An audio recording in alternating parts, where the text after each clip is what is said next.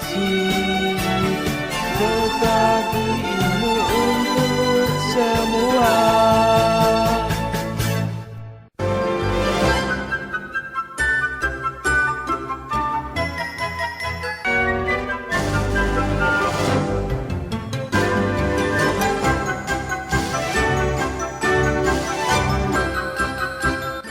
Sahabat cerdas, kembali lagi kita berjumpa dalam program Bimbingan Belajar Sebaya, seri Ayo Belajar Bersama di Radio Gema Edukasi, yang diproduksi oleh UPTD, Balai Pengembangan Teknologi Pendidikan, Dinas Pendidikan dan Kebudayaan Provinsi Lampung. Untuk kelas 7 semester 2, judul Pentingnya Kerjasama dalam Berbagai Bidang Kehidupan. Sahabat cerdas, setelah kalian mengikuti pembelajaran ini, diharapkan kalian dapat bersyukur kepada Tuhan atas karunia persatuan dan kerjasama yang dilakukan bangsa Indonesia. Selanjutnya, kalian dapat menganalisis bentuk-bentuk kerjasama dalam berbagai bidang kehidupan. Selanjutnya, kalian juga harus dapat menelaah pentingnya kerjasama dalam kehidupan bermasyarakat, berbangsa, dan bernegara. Dan kalian juga harus dapat meneladani perilaku kerjasama yang didapatkan dalam lingkungan kehidupan. Berikut, kita akan simak pembelajaran PKN ini bersama Kak Indah Fitriana dari SMP Negeri 16 Bandar Lampung.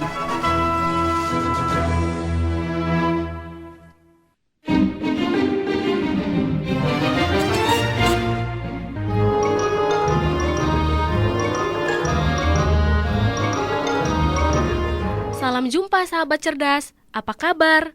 Pada kesempatan ini, Kak Indah akan mengajak adik-adik untuk belajar bersama dalam mata pelajaran Pendidikan Pancasila dan Kewarganegaraan dengan judul Pentingnya Kerjasama dalam Berbagai Bidang Kehidupan. Sahabat cerdas, tahukah kamu apa itu kerjasama? Kenapa sih manusia harus bekerja sama? Dan apa saja bentuk-bentuk kerjasama dalam kehidupan kita? Untuk mengetahui hal itu, mari kita simak percakapan antara Manda dan Dinda berikut ini.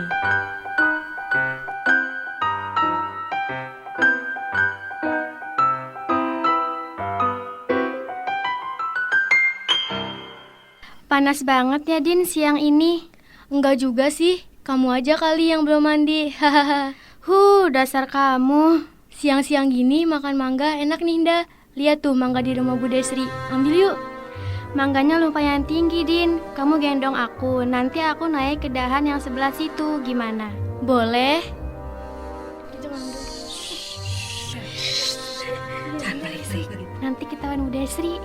Ayo cepat naik ke pundak aku. 1, 2, hap! Lebih tinggi lagi, Din. Aduh, berat banget sih kamu. Diet dong, dah. Ayo, ngapain kalian berdua itu? Aduh, kakiku. Bahaya, anaknya Bu Desri lihat kita nih.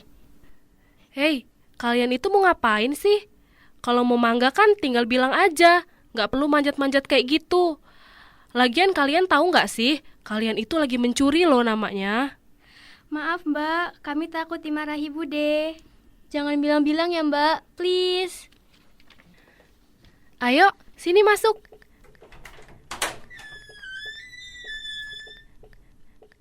Kita ambil bareng-bareng ya. Oke, Mbak. Nggak perlu manjat dan nggak perlu pakai jatuh. Kan gampang kalau kita pakai galah. Wah, akhirnya kita dapat. Hore!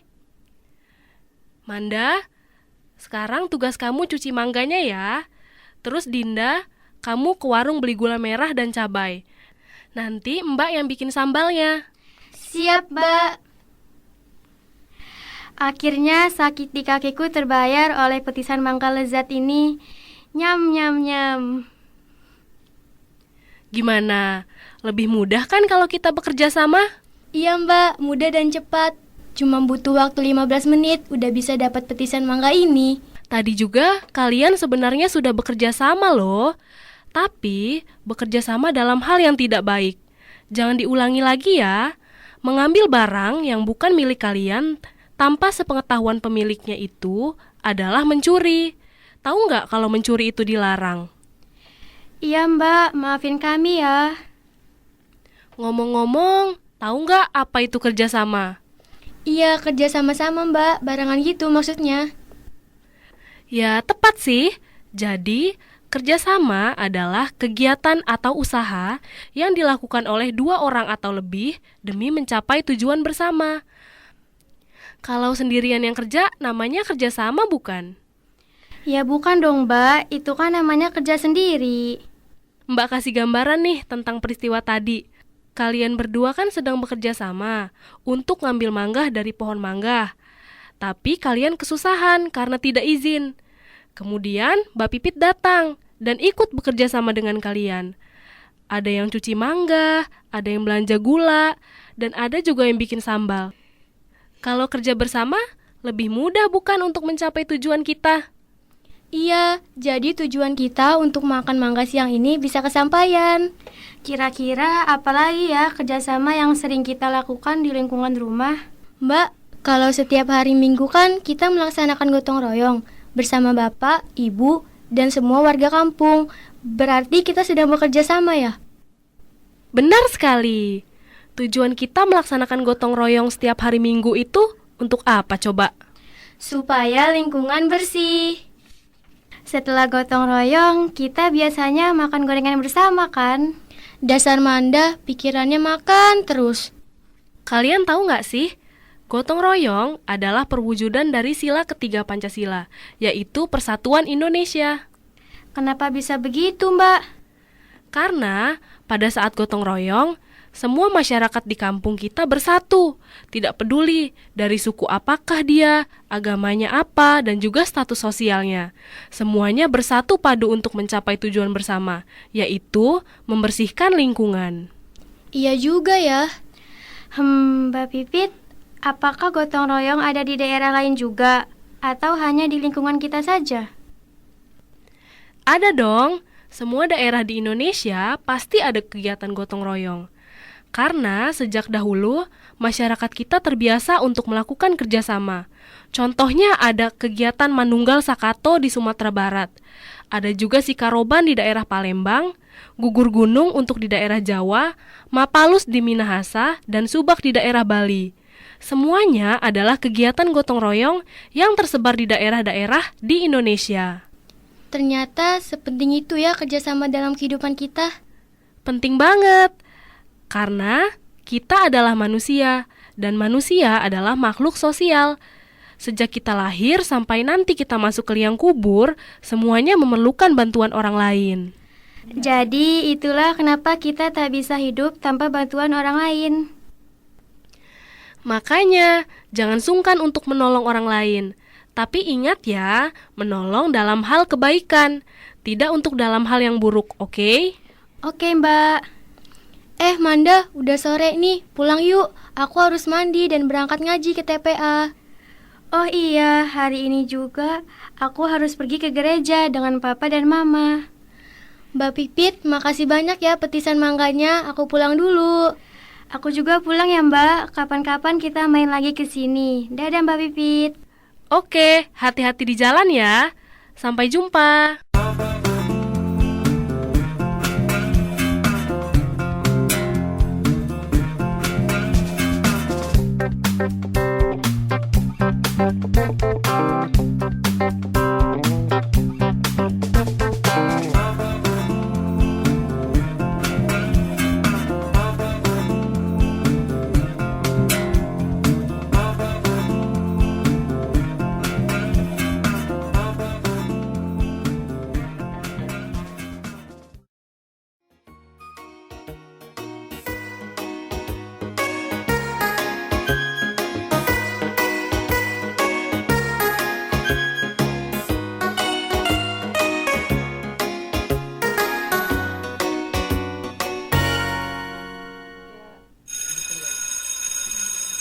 Akhirnya istirahat juga.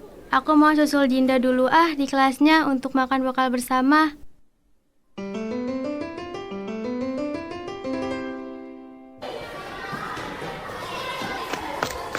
Hai Din, hari ini kamu bawa bekal apa? Ibuku nggak masak pagi ini, Nda. Jadi aku cuma bawa nasi saja. Belum ada lauknya. Aku berniat pergi ke kantin untuk beli telur goreng. Nggak perlu Din, aku bawa lauk banyak kok hari ini. Tada. Wah, lezat banget. Ada tempe tahu, ada ayam kecap, dan ada sayur bayam. Aku juga bawa susu nih, satu untuk kamu. Benar-benar deh hari ini. Menu makan siangku 4 sehat 5 sempurna. Din, kenapa ya Angela tidak makan? Nggak tahu. Aku juga selalu lihat dia menyendiri saat jam istirahat. Apa dia tidak bawa bekal? Ayo kita ajak makan bareng.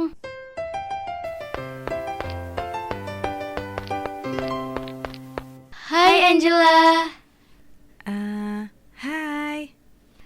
Angela, kenapa kamu sendirian gak makan bekalmu? Aku gak bawa bekal. Kenapa?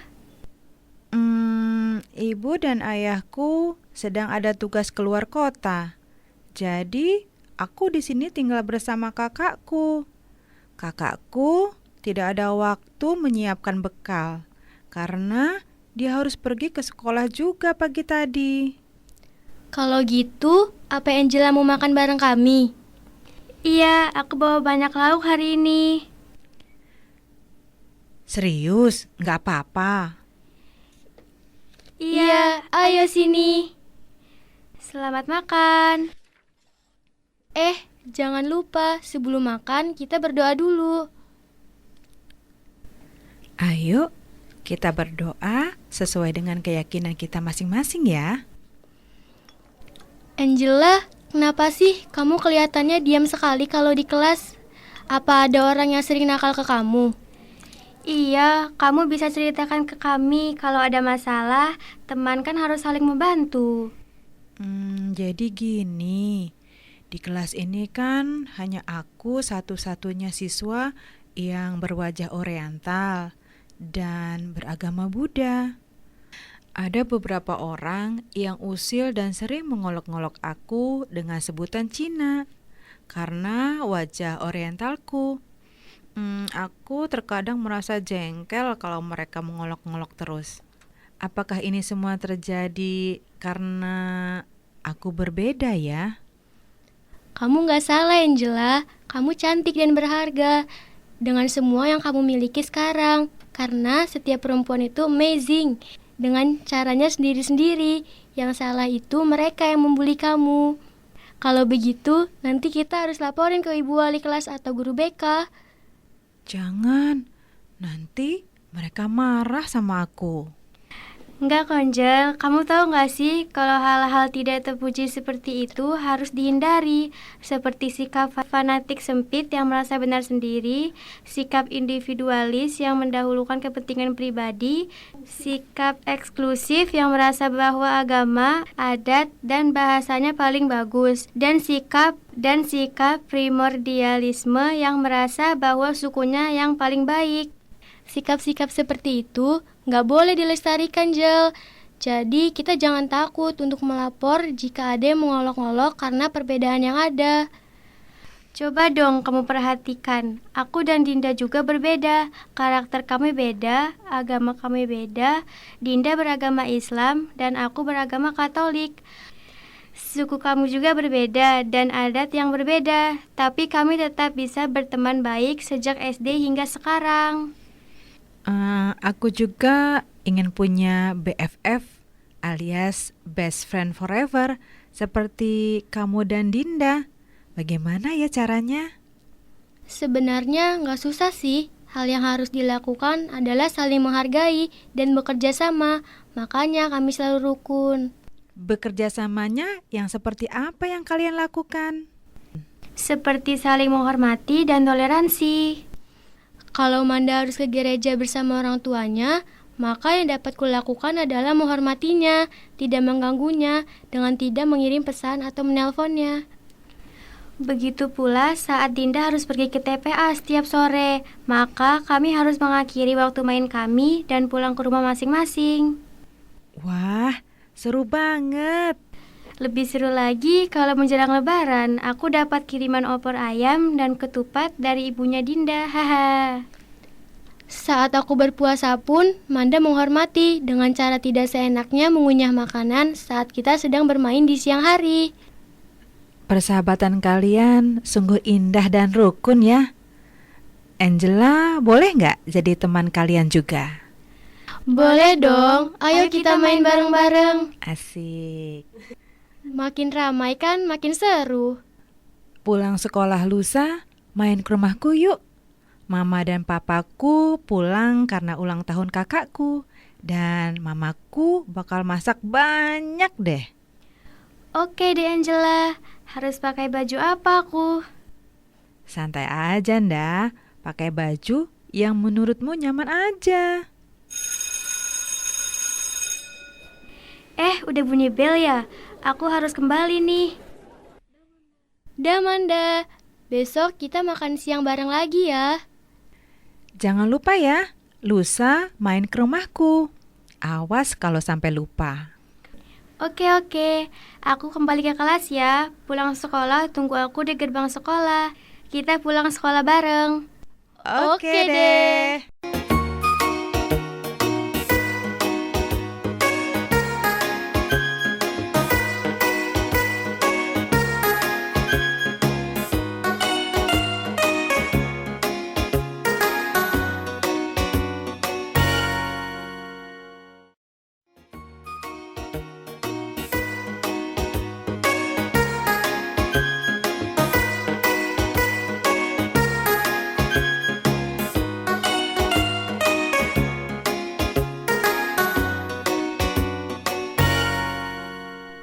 Halo Manda, kamu sedang apa? Maaf ya, aku datang tanpa bilang-bilang. Dinda, kaget aku. Ayo masuk sini, aku sedang mengerjakan PR PPKN nih. Wah, sama aku juga ada PR PPKN tentang kerjasama dalam bidang kehidupan. Kita kerjasama yuk ngerjain PR-nya supaya lebih mudah. Bentar. Aku ambil buku sebentar ke rumah ya. Tungguin aku, Nda. Ngomong-ngomong, aku baru sadar nih, ternyata dulu pada saat bangsa Indonesia mengusir penjajah, mereka semua bersatu dan bekerja sama. Jelas dong, kalau para pejuang bangsa bekerja sendiri-sendiri, tentu saja lebih berat dan sepertinya bakal mustahil untuk melawan penjajah yang juga bersatu untuk menjajah bangsa kita. Kerjasama kan kata Mbak Pipit untuk mencapai tujuan bersama. Nah, kamu masih ingat nggak tujuan bangsa Indonesia itu apa ya? Masa kamu nggak ingat? Ada di alinea keempat pembukaan Undang-Undang Dasar Negara Republik Indonesia tahun 1945 loh. Oh iya, aku ingat, yaitu melindungi segenap bangsa Indonesia dan seluruh tumpah darah Indonesia, memajukan kesejahteraan umum, mencerdaskan kehidupan bangsa. Abis itu apa ya? Aku lupa. Yang satu lagi, yaitu ikut melaksanakan ketertiban dunia yang berdasarkan kemerdekaan, perdamaian abadi, dan keadilan sosial. Wah, nggak nyangka, ternyata pintar juga sobatku satu ini. Siapa dulu? Dinda gitu loh. Kalau menyontek, itu juga salah satu bentuk kerjasama kan? Iya betul, tapi ingat gak kata Mbak Pipit? Kita gak boleh bekerja sama dalam hal yang tidak baik. Mencontekkan sama saja kita membohongi guru, orang tua, dan diri sendiri. Kita berbohong soal kemampuan kita.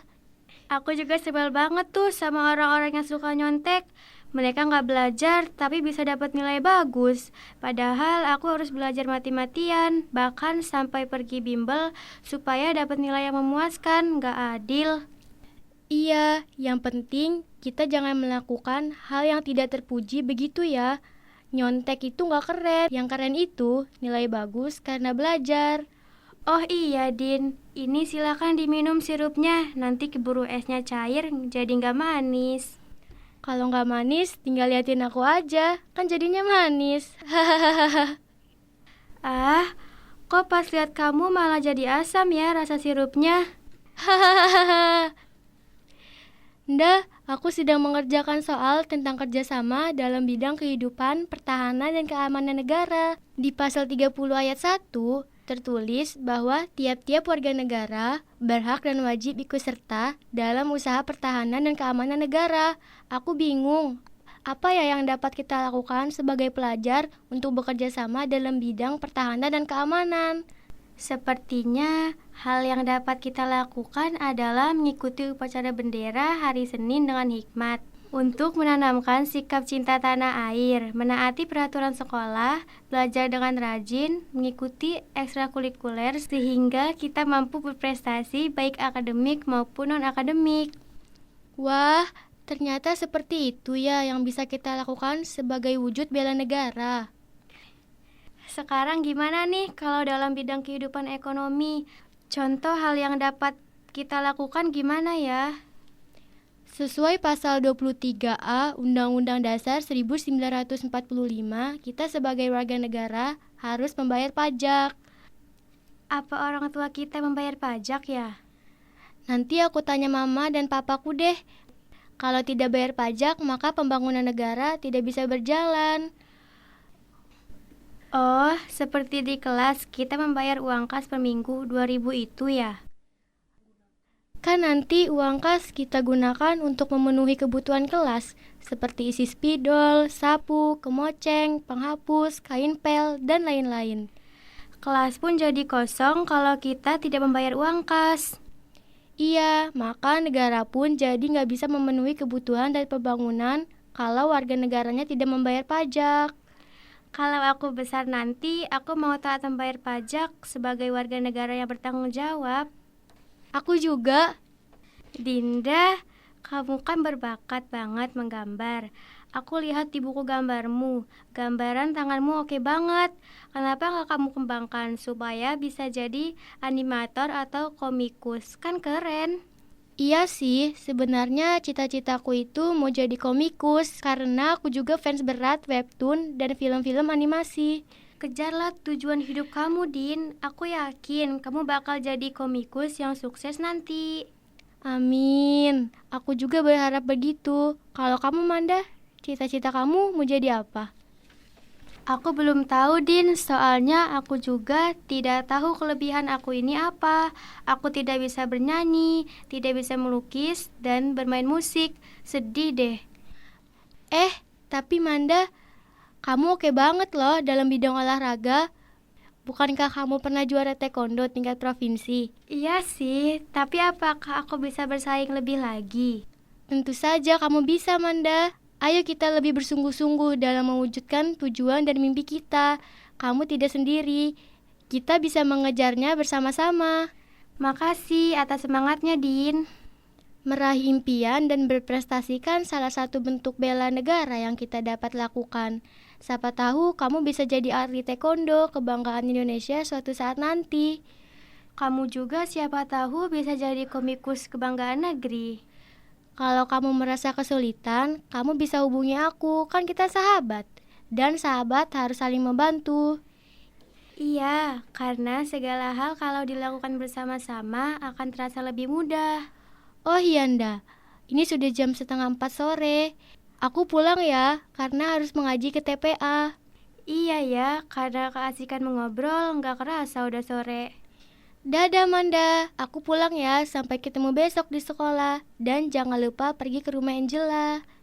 Oke deh, hati-hati di jalan ya.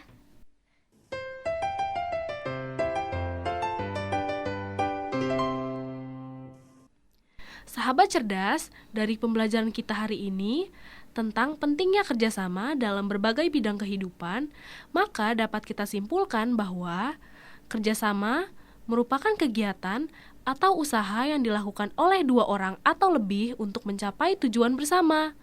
Semangat kerjasama dalam kehidupan masyarakat dapat terwujud dalam kegiatan gotong royong yang sesuai dengan kehidupan budaya daerah. Gotong royong yang kita lihat dalam kehidupan sehari-hari merupakan perwujudan dari sila ketiga Pancasila, yaitu Persatuan Indonesia. Kegiatan gotong royong yang dilandasi semangat kerjasama dalam berbagai daerah di Indonesia, contohnya adalah Manunggal Sakato di daerah Sumatera Barat, Sikaroban di daerah Palembang, Gugur Gunung di daerah Jawa, Mapalus di daerah Minahasa, dan Subak di daerah Bali. Hal ini menunjukkan tempat bergeraknya potensi masyarakat dalam berbagai bidang kehidupan dengan semangat kerjasama yang tersimpul dari kegiatan gotong royong. Kerjasama atau gotong royong dalam kehidupan bermasyarakat, berbangsa, dan bernegara nampak dalam kehidupan sosial politik, ekonomi seperti membayar pajak, keamanan dan pertahanan seperti melakukan kegiatan bela negara, dan kehidupan umat beragama seperti saling menghargai dan toleransi antar umat beragama. Nilai ketuhanan, kemanusiaan, persatuan, musyawarah, dan keadilan merupakan nilai-nilai Pancasila yang mendasari kerjasama atau gotong royong dalam kehidupan bernegara.